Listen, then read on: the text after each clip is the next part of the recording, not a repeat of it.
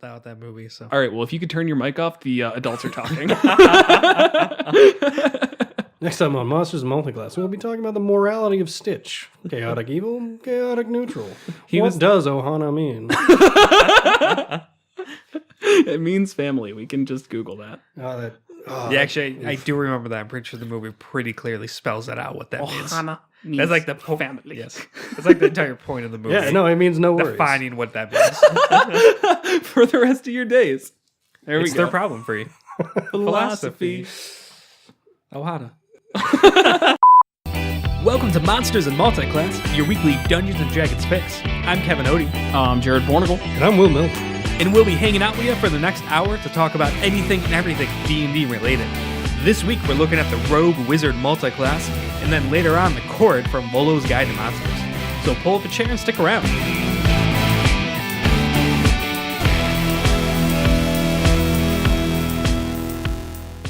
All right, so this week our multi-class is going to be the Rogue Wizard. Rogue is the sneaky opportunist whose main feature is going to be the sneak attack that they get from their their martial attacks.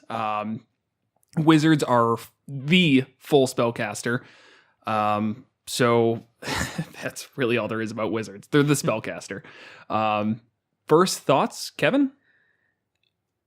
Initially, I was really worried about this one. Thinking on more reading into it and all that, I think wizards could actually really mesh well with rogue, with rogues being the opportunist. They take it to an extreme where they study and learn magic to become the ultimate opportunist. More like it's beyond just being able to attack the weakness in the enemy or, break into, find a house to break into or any other criminal things or something like that. You can kind of fold in the toolbox utility of the wizard's spellbook. I think can really kind of elevate that aspect of the rogue up. Okay. Will, first thoughts? I definitely agree. So much so that there is actually a subclass for the rogue almost entirely targeted at that. Yeah. So that I think is going to be our big feat to overcome is, can we justify this combination over just going for Arcane Trickster? I personally think there's a lot of potential there, but we'll have to see. Yeah, right. I think it'd absolutely be justified. Arcane Trickster is, you're limited to illusion and enchantment spells except for every few levels. Yeah. Which it's pretty limited. Yeah, it definitely is. Yeah. Where if you multiclass into wizard, so you could go another archetype, get those archetype abilities of like the scout or the assassin or anything like that. And then while to multiclassing into a wizard and getting access to their entire spell list, which is just huge. So here's what I will say. Yes, the spell casting of the Arcane Trickster, kind of piss poor. It's really not that great. They're third casters. But the special feats that they get on that are 100% rogue focused and really good flavor. Mechanically, mixed bag, but you're not going to get that if you just go wizard instead. Yeah. Right. Arcane Trickster, I mean, even at third level, gets bunch of cantrips for one, and also a lot more uses with their mage hand, which I really like that aspect of it. You can use your mage hand to pickpocket, open locks, really use it like you are within 5 feet of someone, whereas normally mage hand is pretty limited to very simple tasks. Right. So I could see one build of this where you go like 3 in rogue and then 17 in wizard. Or, like the rest in wizard, and you're not getting much from the rogue. You're kind of ignoring the sneak attack entirely. But we've talked about the rogue before. The first 3 abilities for the rogue are all really, really good. First off, you're going to get light armor. If you start with rogue, then you can get medium armor, I believe. I think it might just be light. But regardless, you get armor. So now you're freeing up that mage armor. You don't need to use it. Say ignore sneak attack. But you will get expertise, which is a 10 out of 10 ability. Get more skills, go right into that toolbox that we talked about. Now, instead of it just being what your spells can do, it's also what you can do. Cunning action. Wizards aren't always going to use their bonus action. I will definitely not classify them as a bonus action heavy character, but letting yourself hide, dash, and disengage as a bonus action really helps the wizards in one of the things that they are worst at, which is getting out of the fray. Then what else? Without spending a spell slot. Without spending a spell slot, yeah. So and then you get your first roguish archetype ability. Correct. Which for Arcane Trickster, again, you get that that Mage Hand. Legerdemain. Or if you go literally anything else, all of the 3rd level abilities for a rogue are just great. Yeah, one thing I'd like to point out with Assassinate from the Assassin one, it's just so that's you have advantage on attack rolls against any creature that hasn't taken its turn in combat yet.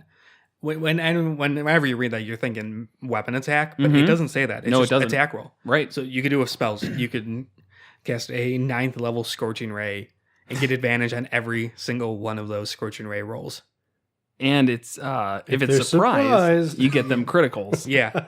Which can be, I mean, that just scales really well. Right. I mean, at the end of the day, you just It's that Assassinate ability, it's good all the way up to 20. There's nothing that relies on getting more roguey to use that or anything like that. And then I think if you play your wizard creatively, you could probably set up getting surprise a decent amount. Yeah, using, I think so. Yeah, Invisibility. Yeah. That falls. Lemon, that really Scotty, does Hut, fall where on you, the like, DM to enable switch that. it off. Though. And, yeah. A lot of DMs kind of want to avoid surprise rounds on both ends, or some bad DMs are like, I'm only ever going to surprise my players. My players can never get the drop on my enemies. Mm-hmm. I think that just depends. I find that I cannot remember the last time we had a surprise round in one of our games. It's been a very long time, but I don't think that surprise rounds should be entirely discounted. I think we, as a party currently in our Out of the Abyss campaign, have zero reason to get surprise rounds. Most of the time we go into stuff and we are very guns blazing. Who's in the front? The 2 guys who are clanking around in 60 pounds of armor. Right. So a party that is more leaning towards that, somebody with a rogue is always a great group to try and do that. Or if you've got somebody who's got Pass Without a Trace, which is, I don't know if wizards can get that. I'm almost positive they cannot. But there's things that you can do to make sure that your party does get surprise The Ranger rounds. Druid would probably have Pass Without a Trace. The Ranger Druid would definitely have Pass Without a Trace, but that was last episode. But I'm sure he'd hang out with rogue wizards. So. Why would multi-classes specifically hang out with other multi-classes? No, I like to think of each one we do as like friends with each other. Like it's a big Justice League of multi-classed people. That's going to be our campaign. That's going to Some be people are Superman, some people are Aquaman. You know what I'm saying? Yeah, I guess I do. Whereas the Ranger Druid would be Aquaman in this? That's pretty close. To okay.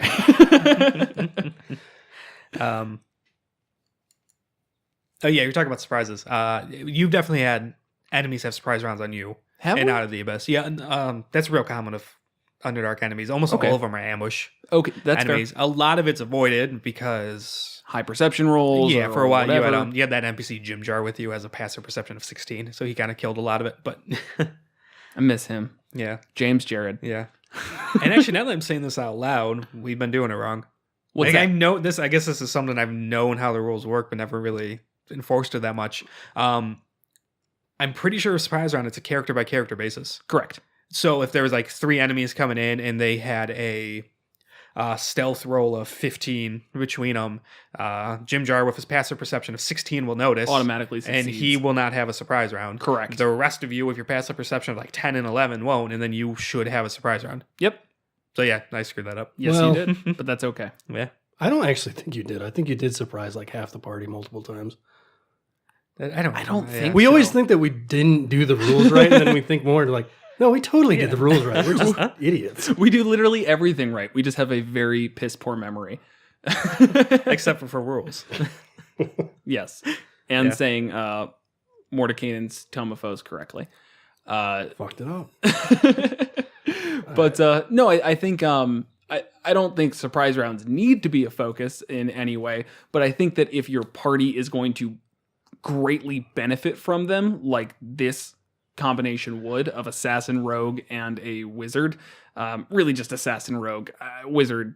Sure, I guess it benefits a little bit. Like you're saying, a 9th level Scorching Ray, which probably isn't the best use of your 9th level spell. But you know what I mean. That's a good one. It's not a bad one though. You're right. Still a You're lot right. of damage. You're right. I might not waste the 9th level spell on it, but even 8th level, whatever. Yeah. yeah. Now we're getting into particulars. Regardless, that's a lot of crits. Even just a level 2, that's 3 attack rolls at advantage. and if they hit, they get crits in a surprise round. Yeah. So So yeah, if all of them hit, that would that be what 12d6? Yes. Yeah, that's pretty good. Yeah. Pretty good for a second level spell. Yeah. So yeah, I mean that's a pretty good combination. Rogues scale pretty well, but I worry that if you're trying to do this isn't something where you should take an even amount in both of them. I feel like 10 in rogue and then 10 in wizard, you're kind of making both of them not reach their potential. Compared to a small dip in both of them, I feel like you're getting something out of it. I'm not entirely sure about that because, I guess the one thing that is always going to be nipping at the heels of any rogue edition of this is going to be your cantrips. A wizard's default thing is going to be, I cast my cantrip, which scales linearly. Right. And that's always going to compete with your rogue sneak attack unless you are very focused on rogue.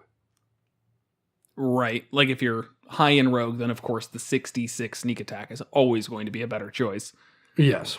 But I mean, 10 levels in rogue and 10 levels in, cantrips scale the third time at 11th level, or I guess the second time. So you could potentially do 9 in rogue, 11 in wizard. I think It's on character level. Yeah. Doesn't you're matter. right. You're totally That's right. the weird thing about I always cantrips. forget that. And that's the one thing I think this class combination doesn't really jive well because you do have two very compelling competing options depending on the situation. Which I think actually might be a good thing in a lot of ways. If you don't have sneak attack as a rogue, you feel really, really useless. Yeah, you're Cast like, Toll oh, the Dead or Firebolts or whatever. Well, you probably would not have a cleric cantrip. yeah, you can't do No, Toll the Dead. Toll the Dead's wizard. What? Wizards get Toll the Dead. That's absolute nonsense. Which is, and flavor-wise, it's weird, but Why do they get Toll the Dead. That doesn't really work. that? Are you trying to do the G.I. Joe thing? Tomaphos. Oh my, Do they actually get... Oh. Oh. Yeah, it got worse. it's awful. Deal with Cleric, Warlock, Wizard. Yeah. Wizards get it. That's amazing. great. Controversial opinion.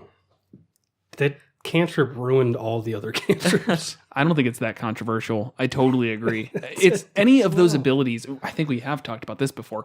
Any ability that is once something takes damage, this does more damage is just silly. I mean, how many times do you one-shot something? It's literally never happens in D&D. So most likely stuff has taken damage. Mm-hmm. Toll the Dead is a great example of that because it goes from a D8 to a D12. I thought it was D10. It's a D8 to a D12. Jeez. Okay. Right. Which doesn't make sense. It should, I think you should move both those down. D6 to D10. And that's fine. Yeah. Because otherwise it's the most powerful cantrip. No other cantrip does a D12. Except for poisons. The ones that are close. Yeah, 10 there's, feet. but there's one where you have to be within 5 or 10 feet. Yeah. Poison spray, I believe, can hit multiple targets though too. Yeah, if But you're it's 5 surrounded feet. by shit. Right. That's why it's such a crappy cantrip. Exactly. Because it's like, well, I'm a wizard. I don't want to be surrounded by shit. So Misty now you Step. can D12 from 60 feet away. Yeah. Whatever. Hmm. We don't. But it actually, that would make sense for an assassin rogue. Oh yeah. I mean, that works perfectly for an assassin rogue. Kind of. Yeah. And poison spray is just one creature, actually. One creature. Yeah. All right. Yeah. So it's a D12 and scales accordingly. But But it's a melee feet. spell attack. Oh, 10 feet? yeah. So why would you... Again, there's so... I know. It came out of And nowhere it's and a con ruined it. save. Yeah. Which a So- lot of creatures have very high con. Exactly. Compared to Toll the Dead, which is a wisdom save. And when things have high wisdom, they've got high wisdom. But in I think it's comparison... more high con. Yeah. Con is definitely going to be more common. I hate that spell, but I use it Yeah. He uses 6 it all the times a time, yeah. session. Why wouldn't you? Right. Yeah. I say- I want an option to not toll when I've just got nothing else to do. I say Whatever. just remember, once you are level 11, you have the potential to do 36 damage with your cantrip every single round. And I get to roll those delicious D12s. Oof. The more I've been on Twitter, the more I see other people share a love for D12s. And I think we should start a club where we all just hang out and make characters specifically around rolling as many D12s as possible.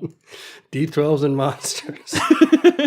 Where we figure out how to make the most D12 focused class possible and then go over monsters. Right. So your melee characters, you're basically only going to use a great axe. Yeah, barbarians with Or toll. I bought you guys those dice where they're D6s, but Oh, they that's such double cheating. D12s. It's not the It's same. such Man. No, cheating. come on, that's the same. No, I appreciate the effort. The dice are all right, but it really is cheating, man. I don't know. Maybe it's because they're so rare they feel special. That could be it. Yeah, because you use a great sword, so you get to roll 2 of them every time. But Right. No, But I don't. No, that's cheating. I don't because I like hate my that. metal dice too much. Yeah. I'm obsessed with those things. They're so nice. Is there a wizard subclass that we actually care about? Um, I Blade have Singer. one obvious one Oh. for standard wizards, illusion. right. Oh, That was my main yeah. thought. Is That illusion. one isn't great. None of the wizard subclasses are like particularly great, Except for Yeah. divination. Oh, come on. except for divination with its portent dice. Yeah. Which, so, I mean, yeah, a it's rogue dipping into 2 levels of wizard to get some wizard spells for utility and portent dice. Great, sure.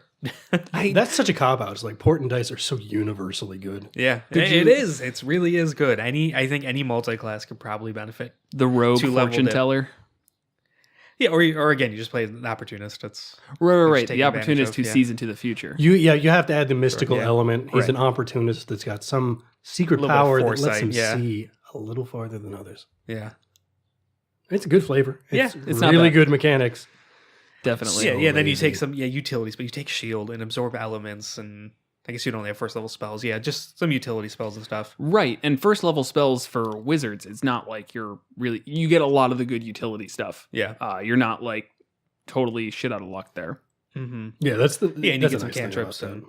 like Toll the Dead, and though Arcane Trickster could just give you that too. But another interesting thing, and again, this could also just be accomplished through Arcane Trickster, but Booming Blade and Green Flame Blade.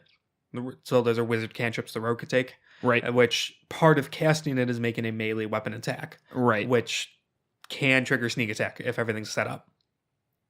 Interesting. Yeah. So you can cast a cantrip that gets you your sneak attack. Yeah, so you cast the cantrip, you make a melee weapon attack. If Uh-huh. it hits and you have advantage or someone's within 5 feet, that attack does normal damage. So it does your damage, then the sneak attack, then the booming blade effect applies, or the green flame Yeah. blade. No, that fits. It says you make a melee Yeah. weapon attack. And then I was just curious, and I did look it up, and there was like a Sage Advice tweet on it and stuff that confirmed how that works. So It's kind of weird because you're like transforming your rogue attack into a magical version of the rogue attack. Mhm. So that's What a that's dick move. kind of a dick move, but that works. I like it. Yeah. Chill out, rogue. You do enough. So did you look? You said something about the Blade Singer. yeah, right? blades. I mean, they're wizards, and they're the subclass based around you magically enhance yourself to be more nimble and dexterous and get up in the fray and attack with usually two weapons, something like that. Like it actually ends if you wield like a 2-handed weapon or shield Mhm. or anything. So it's all very roguish. The entire subclass ends as soon as you Yes. pick something up with 2 hands. Yeah. So if you activate Blade Song, you get bonus to your AC equal to your intelligence modifier. Your walking speed increases by 10 feet. You have advantage on acrobatics checks, and you gain a bonus to any Constitution saving throws you make to maintain your concentration, which equals your intelligence modifier. Which is nice, for sure. Yeah. Then at level 6, you get an extra attack. Okay. So I mean, Good for rogues. yeah. I mean, good for anyone. Right. Yeah, I mean, Unless then you get extra attack. There's Right. not a rogue subclass that gets you extra attacks. Right. Which is kind of funny when you think about it. Well, that's That's the point of the class, my dude. I know, but a wizard class does. I know. There's a wizard subclass That's how that gets weird the extra Blade attacks. Song is. yeah. It's a weird one. It really breaks out of the mold. Yeah. Then they get Song of Defense at 10th level. When you take damage, when your Blade Song is active, you can use your reaction to expend 1 spell slot and reduce the damage to you by any amount equal to 5 times the spell slot's level. So it's a reaction, right? Yeah, okay. So as I say, you could also do that with Uncanny Dodge from Rogue, but you can't. Yeah, we really haven't talked about Blade Singer before. We did with Ranger Wizard. Briefly, but The Wizard. this is wizard. that's actually a good combination this time. You know, I like that. Yeah, Everything in Blade Song is very roguish. exactly. There is a little bit of a resource limit on it. So you get at 2nd level. Yeah, you can't be wearing medium heavy armor using a shield. It's not a big deal No. for a rogue. Let's see. It lasts for a minute. Ends if you're incapacitated or break one of those equipment things. Where's the? Feature you can use twice, twice. short or long. Yep, use it twice. Regain a short or long rest.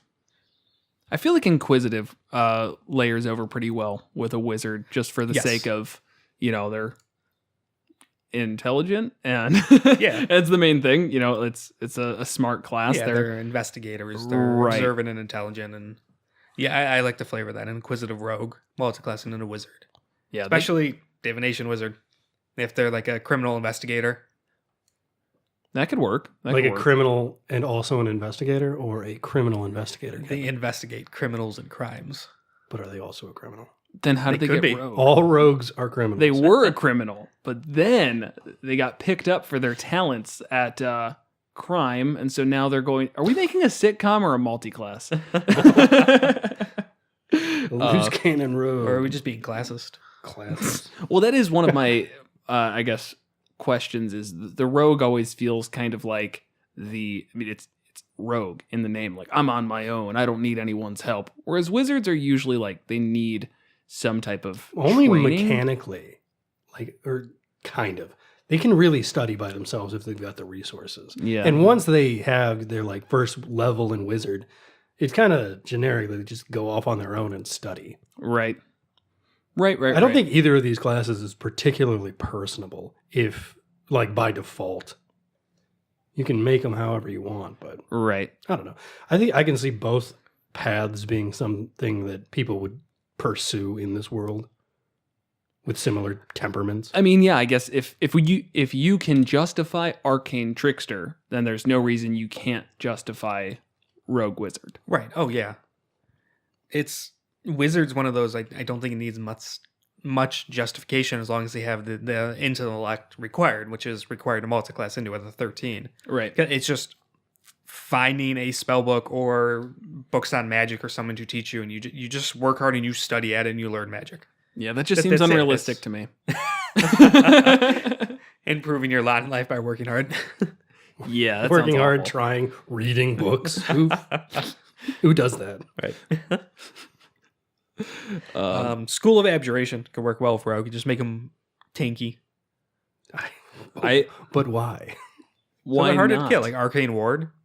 Yeah. And then the projected ward, we can use it to protect other people. I think that's kind of like Constitution, the abjuration. Anything does better if it's harder to kill. Right. Right. That's kind of hard to deny. I'll Which is give you why that. I like abjuration, and slowly you are all coming around to it. Nah, I like it. That's I good. think it's lame. It is lame. But Evocation. yeah, It's not lame. It's good. I feel like every time a wizard comes up, like evocation is just, it's really good. Being able to use your AoE spells and just keep your party protected just opens up so many doors. Just like we were talking about with the Amnitsu last episode, where they have all resistant or immunity to fire, so they can just throw a fireball down. That's also really good if you're a wizard, being able to just use fireball wherever. It's its biggest limitation. And that goes with any other type of evocation spell beyond fireball. So evocation is just a great choice all around. But It's kind of like a smooth brain wizard approach. Because it really is just letting you think less and do more damage. right. But I think it's kind of outside what a wizard should aim for. But, if you've got your blow up wizard, go for it. The only thing I will say is that the ability to learn evocation spells easier, I feel like doesn't really matter as much for wizards. Most wizards only need a couple of damage spells. You're going to be hard pressed to justify preparing more than 3 damage spells, kind of just at different levels. IDK, bro, because we just talked about a certain enemy in a certain realm where if you only got those fire spells, you're going to be in a bad place. If you go into hell and you only prepare your fireball, I'm sorry, guys. I only brought fire spells. I Where brought- did you think we were going, dude? I don't know. I thought they'd just not like fire from me. Are there frost devils? No, there are no. Well, there's actually one. We might run into those, and He's still immune to fire. Yeah, just prepare your lightning spells. So yes, there are very specific times where it's useful, but compared to like a illusion wizard, where there's a lot of good illusion spells that it's good to be able to learn easier. I mean, I won't say that reducing the amount of time it takes and half the gold it takes to learn a spell is really that big of a benefit for going that specific subclass. But when it comes to evocation, I don't see somebody needing to learn every different type of evocation spell. There's not many times that you are going to fight something. It is specifically resistant or immune to an element, and you're going to know about it beforehand. Damage is worth it. damage. Damage is Utility, each spell is different. Yeah, Exactly. So I guess I get that. Right, with other subclasses, the Conjuration Wizard actually I think works decently with Rogue. So stick with me here. So you have minor conjuration. You could create an object Okay. in your hand, and it disappears, and it can't be magical. But I can see that fitting really well for rogue, where you always kind of have whatever tool you need at hand. You just poof. Here's a lockpick. Here's a crowbar. Okay. Whatever. And then I'm sure there'll be a million situations where if you have that, you're gonna find uses for it. Right. That's fair. And then benign transportation, just more movement for the rogue. You could teleport up to 30 feet away or swap places with somebody. And then focus conjuration. Then the last two are focus conjuration and durable summons, where they make summons better, like conjure animals and woodland beings and stuff like that. And with that can actually mesh really well with a rogue. Giving yourself advantage. Exactly, yeah. Or not advantage, just sneak attack. Sneak attack, sorry. by having, Thank you. Thank you. Yeah, summon within 5 feet of every enemy. So you can attack whoever you need to and get sneak attack. Yeah. Yeah, that's fair. By level 14, you now have an army of squirrels with 30 temporary hit points. Good luck getting rid of the sneak attack there. Right? I actually really like the second level minor conjuration flavor. Yeah, that one's really good. I think that's a good way that if you were going mostly rogue with a tiny dip into wizard, conjuration would be a very useful one because you literally always have the right tool for the job. And even if it's partially just flavor, like, oh, why would I keep my lock picks on me? I just snapped my fingers and I made a lock pick. That's cool. I'm not sure what the laws are in this particular area, but yeah, if you have lock picks on you and you get arrested, you get in big trouble. Right. You can get burglary charges just for having lock picks on you. So that makes sense in a city. Just never carry them, man. Right. But the limitations of it are small. I mean, that's a poor way to phrase it. But you can do a lot with it. The object can be no larger than 3 feet on a side and weigh no more than 10 pounds. That's a lot of stuff. I mean, you could even make a shovel. It's not going to be the biggest shovel, but now you got a shovel. Cool. Oh, man, I love that when that happens. Like, oh, I wish I had a shovel right now. Oh, there's my shovel. Right. I don't even know if you're being serious, but it does happen a lot. This works with Rogue very well because it's one of the only classes where they can use a non-magical, mundane style item very well. Other classes, it's like, okay, you have a stick, whatever. Yeah. Wizards are not lockpicks. They don't break into stuff, You can get a grappling hook out of this, man. Though at the same time, if you are a wizard and you have a rogue in your party, you're getting that same benefit. Not saying that, we're talking about this multi-class. That's what's important. You can do that. But conjuration you shouldn't count out conjuration just because you cannot particularly use that object. Somebody in your party can use it as well. True. Right. And transposition's really good. That's its 6th level thing. No, not transmutation. Transposition, which is its 6th level ability, where it can use your action to teleport 30 feet to an unoccupied space. At the same time, though, with Rogue, use that bonus action to disengage, and why bother teleporting? So those kind of step on each other, and that's only once per short or long rest that you get a free Misty step. Yeah, or until you cast a conjuration spell again. Right. Yeah, I guess it does kind of overlap with cunning action. Disengage is a bonus action, and yeah, not terribly. Yeah, but why bother if you don't need to? Right, because the benign transposition is a full action. Mm-hmm. Oof. Yeah, that's a little rough. All right. Transmutation is good if you're trying to trick people. Yeah, we had that conversation outside the podcast. It was a solid 6 hours of yelling back and forth. We do that. That's why we made the podcast, is to channel our yelling back and forth for 6 hours and make it something that other people can enjoy. For your entertainment. Yeah. So yeah, you got your minor alchemy. What was our big argument? It was turning a silver piece into a gold piece, or sorry, a copper piece into a silver piece, and how that's kind of ridiculous because there's minting in D&D. Yeah, this got into central banking, general currency acceptances. A copper piece is going to look a specific way. If it now looks silver, it's going to be off-putting to the person who takes it, and that was my stance on it, and you guys said shut up. It's our arguments where there's not a central bank that mints all this stuff. You could go into an ancient dungeon or tomb that hasn't been touched in thousands of years and find a chest full of gold and bring it back and immediately start buying drinks with it at a bar. It's an abstracted kind of hand waved thing. It's gold and silver and whatnot is the valuable thing. There might be some coins minted in certain ways, but I get the impression people are used to all sorts of different. It was an incredibly nuanced discussion where we really did get into the weeds with, well, if it's a city where the primary business is done among locals, obviously the Waterdeep standard would be used. They'd be a little bit more suspicious about adventurers. But if it was a frontier area, it got out of hand. I loved it. That was my favorite conversation. We got really just like... I wasted an entire workday. Just we all got paid a decent amount to yell about that. Well, my boss doesn't listen to that. But it does actually kind of fit the roguish way. Because my insistence was, this is not a game-breaking mechanic. This is saving a couple bucks on beer every time you travel. For what it's worth, we did reach a conclusion as a group, which was most of the time it's probably fine.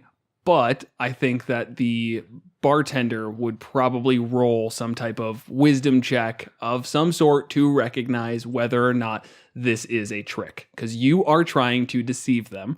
There are things that you might give off with your personality of giving them this coin. There are times where if it's a very busy bar, they most likely will not notice and just be like, sure, here, I'll take the money. And then later there's a copper in the silver drawer and they just don't care. But there are times when you can use that against your party in a fun way that creates interesting challenges like, hey, you asshole, you paid me with a copper instead of a silver, pay me now. And that's it. Doesn't need to completely ruin the campaign. And that's when the fun starts, because you can transmute yourself into somebody else and run away. Exactly. So flavor-wise, I actually do think the Transmutation Wizard has a lot going for it. Right. The Transmuter Stone is some interesting stuff at 6th level. And I see that pairing well with the Rogue. Even just giving yourself Dark Vision is good as a Rogue if you're going the Thief archetype. Right. Yeah, the Transmuter Stone, you create a magical stone. They keep on yourself or give to someone else. And then who's ever holding it gets a certain ability, like Dark Vision out to 60 feet, increased speed of 10 feet, proficiency in con saves, or resistant to elemental type. And then anytime you cast a transmutation spell, 1st level or higher, you could just change the effect to suit what you need. Which is pretty nice, especially if you only prepared your fire spells in the 9 hells. Oh, no, that gives you resistance. I misread that. Yeah, it's still good for not dying, I guess. It's good for not dying. Can't do anything else, though. That's always good. Yeah, giving yourself resistance to a specific damage is nice. Yeah, other than that, I think anything really works. Like we said, your subclass and wizard has never really mattered that much. No. Yeah, it's more about the spells you pick. I think each and every one of them has good flavor. I think except for War Magic, which is kind of garbage. But I think yeah, War Magic's a little. Yeah. And I don't think Necromancy Rogue makes a whole lot of sense. Oh my god! If you're going for the super, if just honing that blade of edge. Yeah. Oh yeah.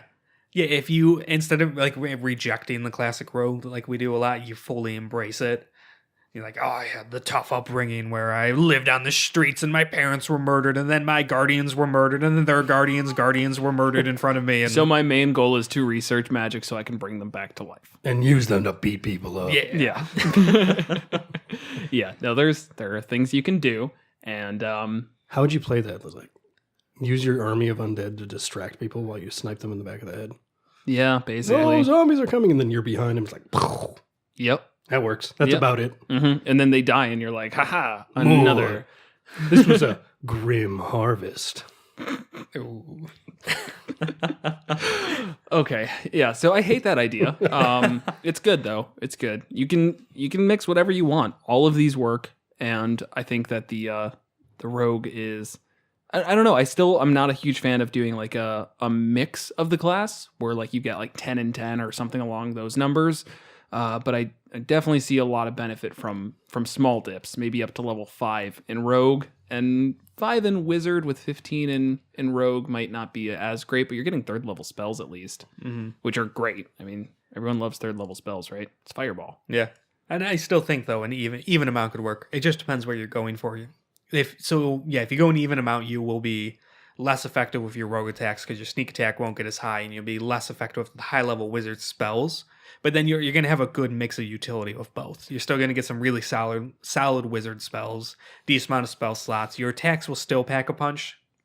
I think the 10-10 area works well if you go the blade singing, because then you at least can get the extra attack. Yeah, get an extra attack with your rogue. But otherwise, you are going to be a rogue with a single attack who is going to be a lot of times better off casting a cantrip. Maybe not better off, but you're going to be choosing between the two of them. And I don't know. I think you're getting to that point where you're starting to take away from the other classes, or from the other class you're focusing or not focusing in. Yeah. And I mean, at 10th level, it's still 5d6 for your sneak attack. Yeah. That's pretty good. That is good. That's good. But then, when are you going to cast spells? There's times. I don't know. It's not impossible. You have the versatility. It's not as bad as 10 druid, 10 ranger. Right. So yeah, this one's harder to shoot yourself in the foot with. Right. I will even make this is a unique and a semi-controversial thing. I will say that you can go arcane trickster and still multi-class and wizard. I think so too. Yeah. I think that would actually be really fun. As I said, it gives you the really nice mage hand. It gives you other miscellaneous abilities that it doesn't slow down your spells well, progression as much. Yeah, much. So you have to take 3 in rogue in order to get 1 level in wizard. Or spell casting for that multi-class table. Yeah. So it doesn't slow it down as much. It's still pretty slow. Right. It's more of that you can speed up your arcane trickster spell casting by taking a level in wizard. Because for every 1 level in wizard you take, that's the equivalent of 3 spell casting levels in rogue. I mean, that's great. Yeah, and the flavor things do kind of work. Yeah. Magical ambush, really cool for a wizard, some higher level wizard spells. Where if you were hidden from a creature and you cast a spell on it, they have disadvantage on the saving throw. There's some really nasty saving throw spells out there. Yeah. Here's a question. That's real nice. This doesn't really, I'm assuming yes, but does this go for AoE stuff? Yeah, it does. I'd say it would. As long as you are hidden from the creature. You might need it says each of them. a creature, but it makes sense that you can say all of If you are hidden from a creature when you cast a spell, it's on it. Right? This is ambiguity here. No, it's not. It's really not. You're hidden from 3 out of 5 creatures. You're hidden from each of those creatures. It doesn't... No, but it says cast a spell on it. If you cast Fireball and it hits 5 creatures, you're not casting Fireball on those 5 creatures. Yeah. You're casting Fireball on that point in space, and that's fine, but what about Hold Person? Hold Person is on 2 creatures, but it is directly on that them. is being casted on something. So no AoE, multi-target. I think that makes sense. That's what I was thinking of. So and that's a bad way to start combat if you're the monster in a paralyzed state. Yeah. Generally, yeah. Generally. Yeah. All right, buddy. I don't know. There's some ways you can come back from that. Yeah.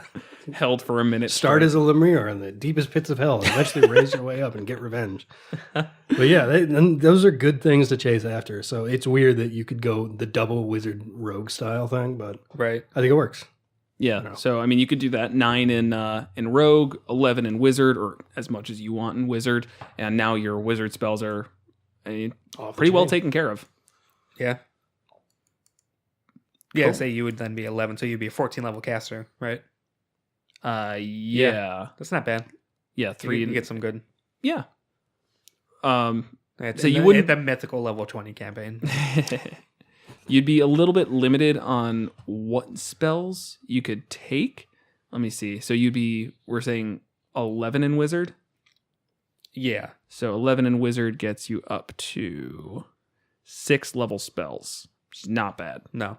So good you can choose from there. And you'd be a 14th level caster, which would get you up to 7th level spell slots. Okay. So pretty good combo. Yeah. I mean, again, 8th and 9th level spells are crazy strong. Even 7th, because you can't really use a 7th level spell there. You have to upcast it.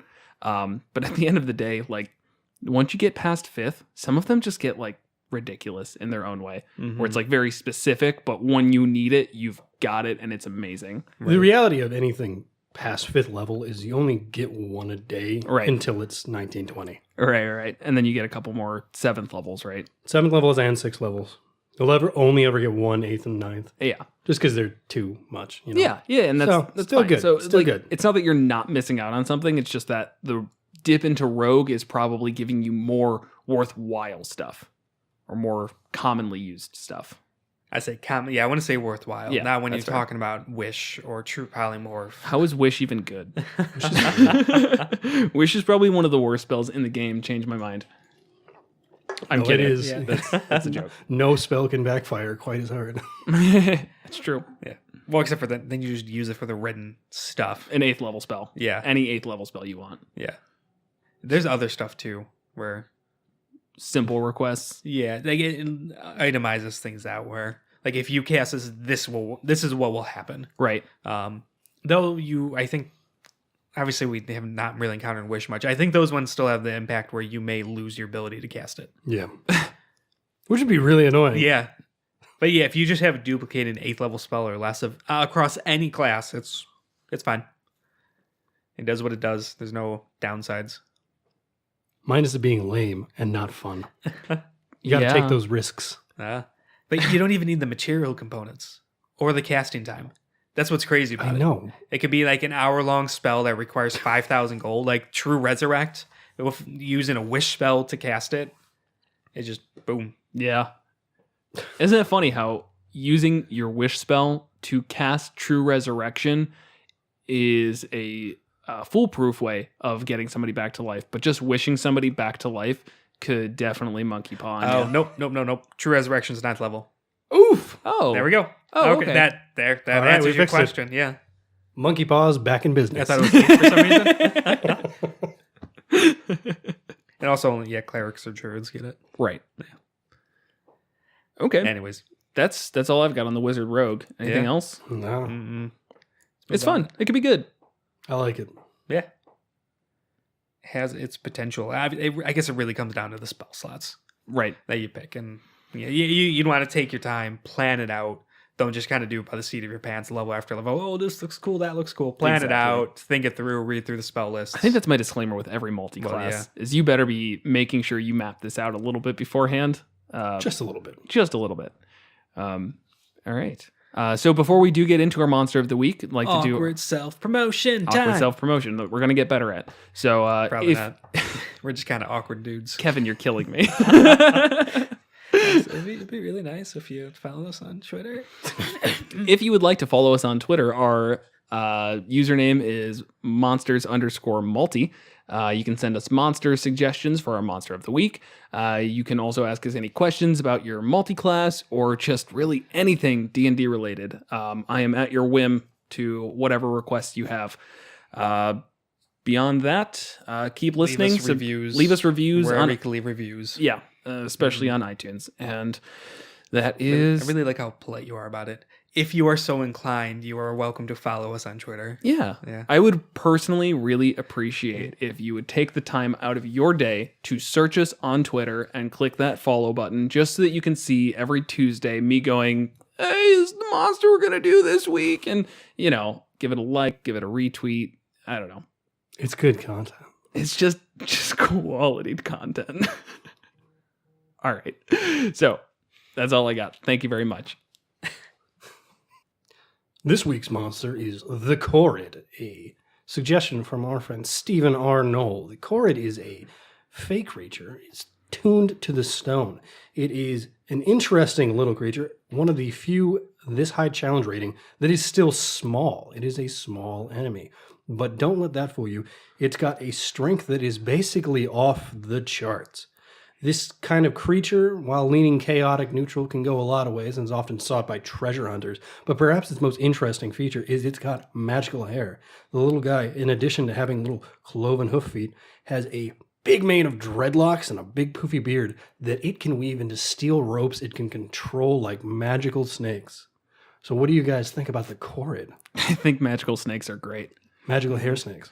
I think what it specifically said is whatever it uses to cut its hair is what the hair becomes. Just super weird. It is super weird, and I feel like you could really make some interesting things with that, like people keeping Korreds locked down and cutting their hair with diamond And so and turning it into diamond. the reason that would be an enormous offense to the Korred because they love their hair. Right. And that'd be a tough thing to do for a creature that can basically melt into stone and burrow. Right. So they're tricky little guys, but that's actually a good business idea.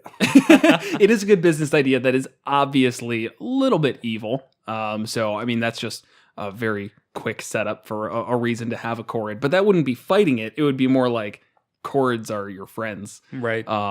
But Korreds they're weird. I actually threw them at you guys in our long homebrew campaign, and I did not do them justice. Upon like looking through all of its stat block again, I don't even know if I used the magical hair or any of its summoning or any of this stuff that actually like makes them interesting creatures, which, you know, was just a horrible thing that I used to do. If only there was a podcast that specifically told me how to use monsters so I didn't just throw them at you guys willy-nilly. But overall, they've got a lot of interesting mechanics that just make them pretty tough to fight for a challenge rating 7. First off, Conjure Elemental, which they get a couple of different things that they can conjure. Earth Elemental, a Gargoyle, which isn't too interesting, a Galibdur, which I don't know what that is. You ran into those in Out of the Abyss. You didn't fight them though. Remember in the Rock Blight, and you had to go and like cleanse this area. Mm-hmm. And like these earth elementals kept popping out of the ground and stuff. And as you killed them, these statues kind of came out of the wall. Right. That's a whatever you said. Galibdur. Yeah. So it's got a couple of really useful. Well, not a couple. It's got a very useful summoning capability, which turns this from a challenge rating 7 to a challenge rating 7 plus a challenge rating 6. Right. You know, which just sucks. It also has Otto's Irresistible Dance as one of its spellcasting effects, which is just a fun one. Yeah, it's just funny more than anything. Yeah, that's very Fey thing. I think most Fey creatures have something like that. Right. So Otto's Irresistible Dance makes it so that you just keep dancing. And on top of that, you get your, I think, disadvantage on attacks, advantage on attacks against you, and you can't move. So that's not in any way better than a hold person, but 1, great flavor, and 2, just terrifying to deal with. Yeah, and it takes your action to end it. Yeah. An action to make the saving throw to end it. It's not Right. one of those you just get the free roll or something. Right. So that's pretty terrifying. Yeah. You mentioned its strength is off the charts. It is specifically a strength of 23, which for a small creature is just, where is it getting that? And Right. that's the comic thing about it. They can throw these giant boulders Mhm. that they shouldn't be able to lift, and their main weapon is a great club, Right. which should not be in the hands of what looks like a gnome, you know? Right. And it gets its weird ability where it's a stone's strength. So when the Korred is on the ground, it can do an extra 2 damage die with whatever it's doing. So its Great Club goes from 1d8 to 3d8. There's not many times that it's going to be off the ground intentionally, but if you do something, if you recognize this and know about this, you fight them a couple of times, then whoever has it might be casting Levitate on them, something to get them off the ground and now much less of a threat. It's interesting flavor-wise, though. It seems like it's literally pulling up the strength from the ground. Right. Like its attunement with stone just makes it so powerful. Right. Yeah, actually you take that stone strength thing even further. You would almost think it would lower its strength score if it's not on the ground. Yeah, you would think As it well. doesn't, but Yeah. I see that. But yeah, I think its most interesting thing is its command hair, as Will had brought up. It's hair snakes. So the Korred has at least one 50-foot long rope woven out of its hair, just right off the gate.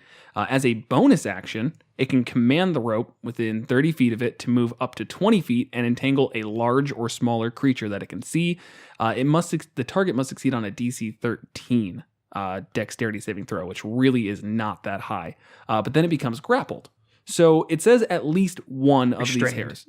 Sorry, it does. Yeah. I think Grappled and never mind. You're right. It says grappled both. and Okay. restrained. You're right. But it's a good way to grapple something without grappling yourself, which is always the downside of grapple. Also, I don't think grapple gives the restrained condition, No. does it? No, okay. no, it doesn't. So This it's is grappled plus. grappled plus restrained. So And that's great. restraints really could be really devastating. All of your attacks at disadvantage, and every attack against you has advantage. And your movement is 0, which Yes. I think comes from grapple and restrained. I don't even know why it says grappled on there. I think it's so that you make a grapple check to get out of it. Okay. That's Yeah. basically it. Yeah. Which, again, it's a low DC of 13, but it does that for free. I mean, not for free entirely, but it's a bonus action, and it's its only bonus action. So it's great. It's got the rope itself has an AC of 20 and 20 HP. AC 20 is super high. Yeah, that's annoying. When you're fighting a challenge rating 7 thing, that is going to take some good rolls to get through. And it regains 1 HP every turn, which is not much, but it's a little strange, but it does like kind of explain the longevity of its hair snake. Yeah, that's fair. I think Yeah. it's more flavor than mechanic. Yeah, it definitely feels like it. But it can have more than one of those. So it can just command a bunch of hair snakes to just come out and restrain your entire party. It makes for a very interesting low-level fight. I made the mistake when I threw it at you guys of facing it against level 15s, and I tried to do multiple of them. And again, didn't really play up the conjuration aspect, didn't play up the hair part too much, if at all. Why were we even fighting these guys? I needed something for a quick dungeon. You guys were going into... We were in like a cave. Right, you guys were going into a cave, and I was like, hey, these things look cool, let me throw those at you. But... Why did they attack us? Because you were in their territory. That's that was not it. really how they were. I know, and that's what I'm saying. Like, I didn't read through all of the lore and come up with a very good reason to why these things would attack, why they were protecting this area, anything about it. It was just like, hey, we're in a cave. These things are stone-based. There you go. It wasn't the most appropriate fight. I've done better. Right. But, So what are reasons they would attack Will? Like, why are you saying? Yeah, the reasons is they are chaotic neutral. They are fey. They do lean towards mischief, but not really, butchering the party unless they've done something to upset them, like try and cut their hair with golden shears. Yep. So, as long as you don't screw with them, I don't really see a lot of situations where they're going to attack for no good reason. I think these are an interesting creature. You'd have to set it up in a way there. You have to steal the Korreds, whatever. Yeah, I mean, hey, that can be a quest. It doesn't always have to be a noble PC quest. You can have somebody saying, hey, if you get me a Korred, I will pay you absurd amounts of money. And that's a quest hook right there. And sure, you're going to have to then deal with that as a party. Like, is it okay for us to do this, to take a Korred and trap them? And you were saying, like, it's hard to hold them down. But if you, wooden restraints are going to you put them in a big wooden room. Right. And hey, now they can't use Or their... you wrap them up with chains. Right. And Or hang them from the ceiling. you make chains out of their hair and wrap them up with that. Ooh. So, they get some good stuff at will, commune with nature, meld into stone shape, which lets them really just dip around the battlefield in some cool ways. I think it'd be a pretty fun fight for, again, lower level groups. Armor class of 17, 102 hit points, a burrow speed, which not very frequent you see a burrow speed. It takes away...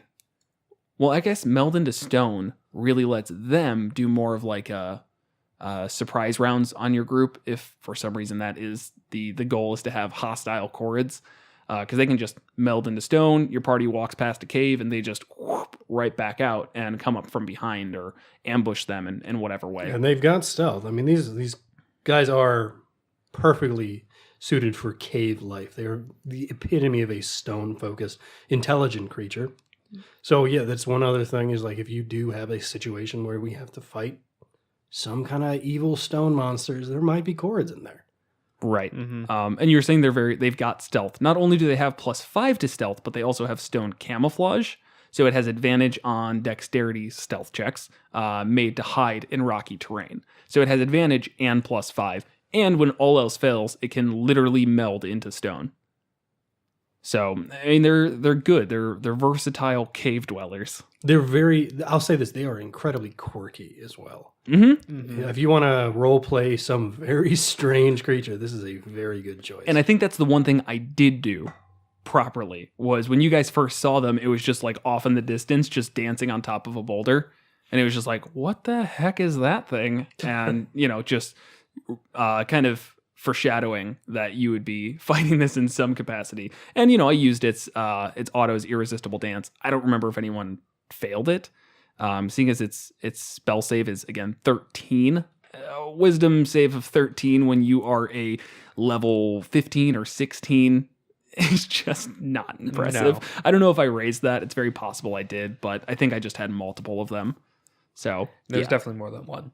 Yeah. Overall, I would say this is much better suited for fighting a single Korred and it using its conjure elementals versus a medium or low level party, like 5-6-ish around that area.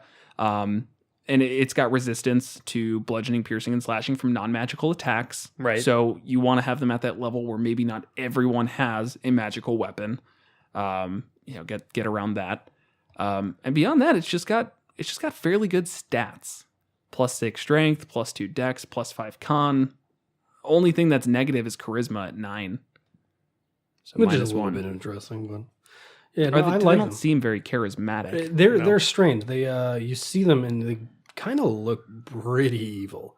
They've got a little bit of a menacing look to them, but that's not really how they are. They're just weird.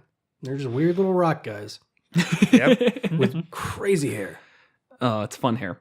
Yeah, I could see I think the number one thing I missed, and I'll say this again, was the fact that when you cut their hair with something, it becomes that thing. And I feel like that is a extremely interesting thing to throw in. Right. Even having your party know about it. So now they're wondering like, ooh, do we start cutting its hair with golden shears? Like if you've got somebody who's a little more evilly inclined, that might be a good way for them to try and make money. Note that there is a warning poem, especially calling that out right below the stat block. Oh, yeah. From Volo himself. Yeah. It's like, hey, don't do that. It's stupid. But, I mean, PCs, man. If you want to if you want to get the ire of a Korred, cut its hair. Yeah. What's the warning thing? I'm not seeing it on. It's under. It's just like a little flavor thing. There's a legend about a merchant who tried to cut a Korred's hair with golden shears.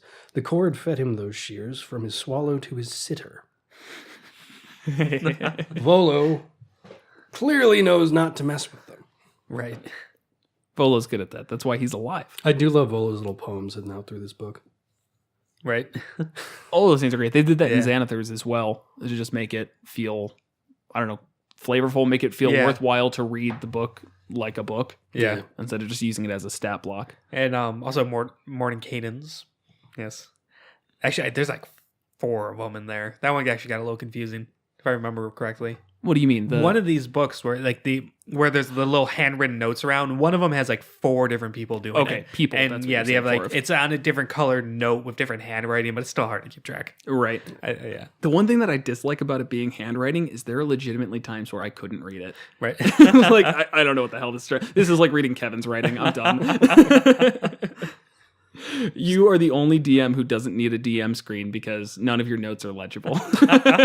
We really couldn't tell. Right. I don't take handwritten notes. I Because you can't read them? right? Yeah, okay. Kevin understands his own weaknesses. Yes. And that's important. Yeah. I I actually really do everything digitally when I can. Yeah, good idea. Yeah. Keep that up, man. Yeah. Overall, I mean, the thing's cool. It's, I won't say extremely limited in how to fight with it. Most likely you're going to start off with a conjuration of some sort, get that elemental out, maybe use Otto's Irresistible Dance to make a PC kind of messed up for a little bit, which it only gets 1 per day, which kind of sucks. Once they succeed that save, it is done casting autos. Which I really hate that, to be honest. Yeah. I wish that one was a But 3 per it's day. a 6th level spell. I know. I mean, it's pretty powerful. Yeah, it is. That's fair. But its multi-attack is great. Again, 2 Great Club throws or a rock that it can throw for 4d8 plus 6 damage twice around with +9 to hit. Mm-hmm. I think that's what I mainly use to just beat you guys up. Right. Because even at higher levels, that's a lot of damage. 48 plus 6, yeah. Yeah. Plus 9 to hit. Oh, yeah. That's going to hit a lot. Mm-hmm. 60-foot range. Yeah, I think I basically played it where they tried to get as far away as possible and just hurl rocks at you. Yeah. Which is nice. And that's actually fun flavor because you do have to picture a rock doing 4d8 plus 6 damage. It's not exactly a small one. No. But these guys, it's going to be like they're going to pick up rocks bigger than they are and chuck them at the party. So I mean, there's a lot of flavor here that is very fun. 4d8 damage, a rock to the head is going to do a lot, even if it's only the size of your fist. Is it? I mean, Yeah. let's say we all have 10 hit points because we're level 1 commoners. Okay. Like, I could probably hit you in the head with a rock and you'd go down. But But you don't have 23 strength. Yeah, that's why it's a fist-sized rock. Right? He's probably throwing big rocks, not Okay. small rocks fast, man. You're right. That's fair. That's fair. So even if we're talking about a rock the size of a maybe a lab, like a chocolate lab, Volkswagen Beetle. like Stitch from Yeah. Lilo and Stitch. That's what I picture with this guy. That actually is kind of apt. Only he was more chaotic evil until he obviously learned the meaning of family, Ohana, and then he only threw Volkswagen Beetles for good. He was at worst chaotic neutral. No, right. Yeah, he he's was a pretty little evil. evil. I He don't started know. I off don't evil. remember enough about that movie. So All right, well, if you could turn your mic off, the adults are talking. Next time on Monsters and Multiclass, we'll be talking about the morality of Stitch. Chaotic evil, chaotic neutral. What does Ohana mean? It means family. We can just Google that. yeah, actually, I do remember that. I'm pretty sure the movie pretty clearly spells that out what that means. means That's like the family. Yes, that's like the entire point of the movie. Yeah, no, it means no worries. Defining what that means. For the rest of your days. There It's we go. their problem for you. Philosophy. Ohana. We're real close on infringing on copyright there. Are we? That's fair use, buddy. Come at us, Mickey. Oh no, don't challenge Disney on copyrights. Don't come at us, Mickey. We'll be good. All right, that's all I got on the Korred. Yeah. I think it's fun against some low-level parties. Early level parties. All I'll say is I don't think it's great for pure combat. Be weird with it. Make Be it weird, weirder. yes, for sure. Be weird with it. I think this would be something that is running away from your party potentially. So if you have a reason to make them track it down, that's going to be a little bit more fun. It's going to restrain everybody it can with some ropes and then just phase out and just be like, haha, goodbye. Your friend over there is dancing. That one there is held by some rope, and I'm getting the hell out of here. Have fun fighting my my elemental until you have to come find me again. So yeah, you got a lot of things to work with here. Don't use it like a stat block. Right. Cool. Thanks for listening. Next time on Monsters and Multiclass. Join us next week as we discuss the Bard Druid and the Abishai Rainbow. Because there's different colors.